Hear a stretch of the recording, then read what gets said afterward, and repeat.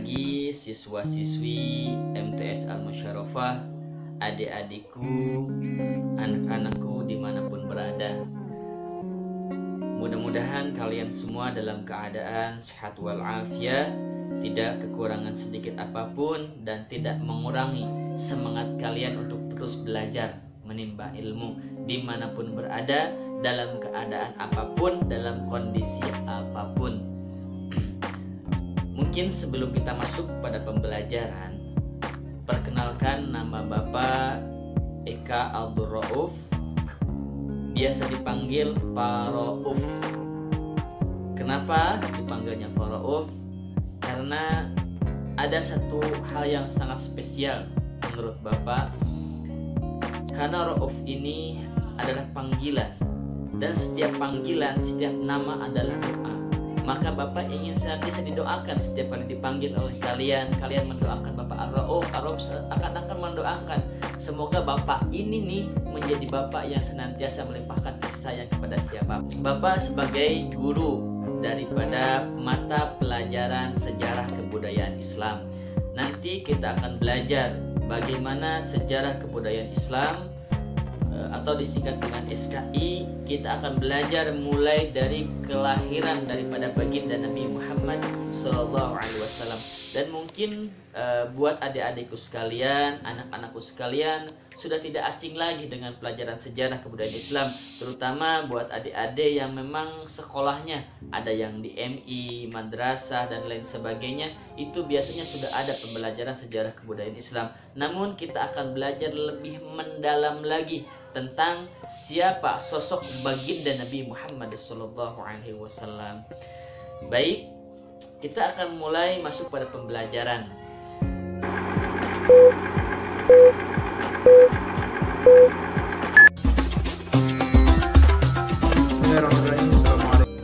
Anak-anak sekalian, untuk kompetensi dasar yang harus kalian pahami, ya, pertama, meyakini misi dakwah Nabi Muhammad SAW sebagai rahmat bagi alam semesta, pembawa kedamaian, kesejahteraan, dan kemajuan masyarakat. Yang kedua, merespon keteladanan perjuangan Nabi dan para sahabat dalam menghadapi masyarakat Mekah.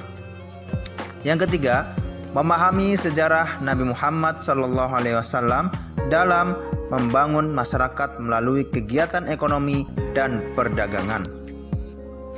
Yang keempat, melafalkan dan memahami Al-Quran surat Al-Alaq, ya, ayat 1-5, yang merupakan wahyu pertama yang diterima Nabi Muhammad SAW.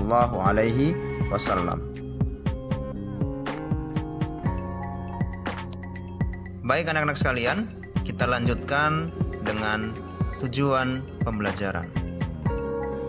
Adapun tujuan dari pembelajaran ini yaitu memahami sejarah kehidupan Nabi Muhammad SAW dan menerapkan dalam kehidupan sehari-hari. Jadi anak-anak sekalian, tidak hanya kita memahami sejarah kehidupan Nabi Muhammad saja, ya, tetapi kita juga wajib dan harus menerapkan dalam kehidupan sehari-hari. Adapun pembelajaran yang akan kita bahas kali ini, pada bagian pertama ada 4. Yang pertama, kepercayaan masyarakat Mekah sebelum Islam. Yang kedua, kondisi sosial masyarakat Arab sebelum Islam. Yang ketiga, kondisi ekonomi masyarakat Mekah sebelum Islam. Dan yang keempat, kondisi politik masyarakat Mekah sebelum Islam. Keempat hal ini yang akan kita bahas pada bagian pertama di semester ini. Baik anak-anak, setelah ini kita mulai pembelajaran. Simak baik-baik, siapkan buku catatan Anda. Kita akan menceritakan kondisi Arab sebelum Islam datang. Yang pertama, dari segi kepercayaan. Oke, ada 2 macam aliran yang dianut pada masa itu. Yang pertama, Hanif, yakni kepercayaan yang masih menganut pada Nabi Ismail alaihissalam dan Nabi Ibrahim alaihissalam. Kemudian kedua, Wasniyah, yakni kepercayaan yang telah menyimpang dan menjadi mayoritas pada saat itu. Kepercayaan kaum Wasniyah yakni menyembah malaikat, menyembah jin, ruh, dan hantu, menyembah benda-benda langit, kemudian menyembah api dan berhala. Nah, simak pada video berikutnya ya. Nah, ini adalah kisah pada saat bangsa Arab menyembah berhala. Oke, selanjutnya adalah kondisi sosial pra-Islam atau sebelum Islam. Yang pertama, sering meminum arak bersama wanita dalam perjudian. Kemudian sering melaksanakan perzinahan. Dan yang lebih parahnya lagi, mengubur anak perempuan hidup-hidup, lalu mengawini dan menceraikan wanita sesukanya. Dan berikutnya, perempuan yang ditinggal mati suaminya menjadi warisan. Nauzubillah min dzalik. Simak video berikut ini.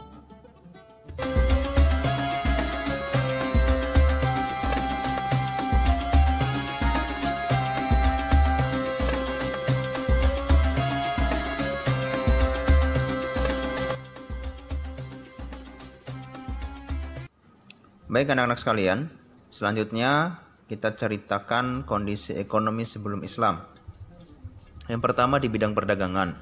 Bidang perdagangan ini meliputi kemenyan, kain sutra, barang logam, kulit, dan minyak wangi. Selanjutnya di bidang pertanian, ya, terutama hasilnya itu ialah hasil sayur-sayuran dan buah-buahan, sangat melimpah ya. Berikutnya di bidang peternakan, ada domba, unta, kemudian mereka itu diambil susunya, daging, dan kulitnya. Simak video ini untuk gambaran yang lebih jelas.